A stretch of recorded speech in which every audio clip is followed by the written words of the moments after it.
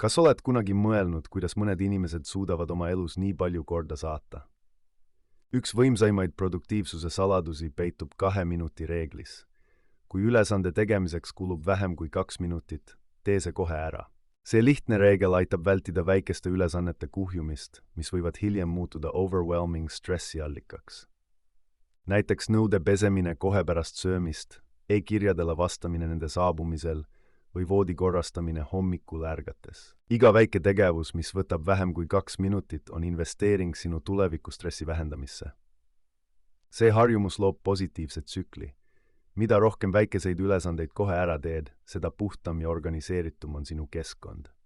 Ajaga märkad, et sinu produktiivsus tõuseb ja stress väheneb, sest sa ei pea enam tegelema kuhjunud kohustustega. See väike muutus sinu igapäevarutiinis võib tuua kaasa märkimisväärseid positiivseid muutusi sinu elukvaliteedis. Alusta täna, järgmine kord, kui märkad 2-minutilist ülesannet, ära lükka seda edasi, tee see kohe ära.